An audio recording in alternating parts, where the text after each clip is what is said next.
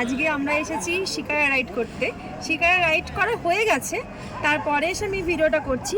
Shikara ride করার experience আমার কাছে ফার্স্ট টাইম হিসেবে ভালো, বাট রিলস ভিডিও আমি কিছু করতে পারিনি, ভালো করে ফটো তুলতে পারিনি। তো যাই হোক, সেটা হচ্ছে ওই ভয় লাগছিল, প্রচণ্ড দূর ছিল তাই ভয় লাগছিল। তোমরা যারা কমফোর্টেবল তারা অবশ্যই ট্রাভেল করতে পারো। তো যেহেতু এটা এখানকার ঐতিহ্য, তো এটা আমরা সবাই করতে চাই। আর কাশ্মীরি ড্রেস, আমার চ্যানেলে ভিডিওগুলো আসবে এবং ফটোগুলো আপলোড করবো, প্লিজ জানিও কেমন লাগছে আমাকে। চলো নেক্সট ভিডিও খুব তাড়াতাড়ি আপলোড করছি। আমাদের কাশ্মীর ট্যুরটা ছিল পুরোপুরি একটা আনএক্সপেক্টেড ট্রিপ, যেটা হবে আমরা কখনো ভাবিনি, কিন্তু গিয়ে এত মজা হচ্ছিল যে প্রত্যেকটা মুহূর্ত ক্যামেরাবন্দি করে রাখতে মন চাইছিল। তারই মধ্যে ছিল এটা, যেটা এতদিন আমরা ইনস্টাগ্রামের প্রত্যেকটা ভিডিওতে দেখে এসেছি, যে কখনো ভাবতে পারিনি যে আমাদের এত অল্প সময়ের মধ্যেই সেখানে যাওয়া হয়ে যাবে।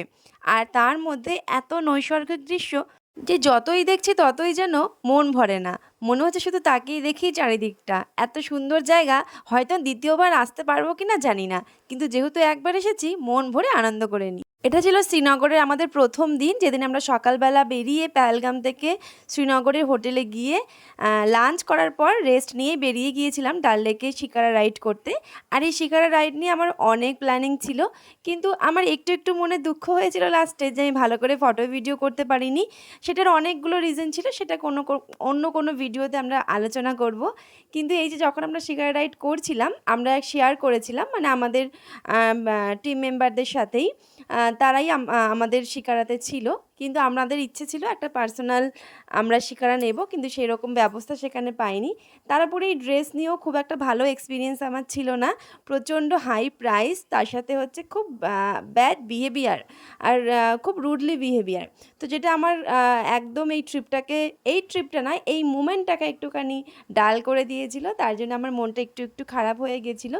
বাট যাই হোক, তোমরা এই রিলসটা দেখেছিলে, এই রিলসটাতে তোমরা অনেক অনেক ভালোবাসা দিয়েছো, তোমরা অনেকেই আমাকে কোয়ারি করেছো বিভিন্ন রকমভাবে।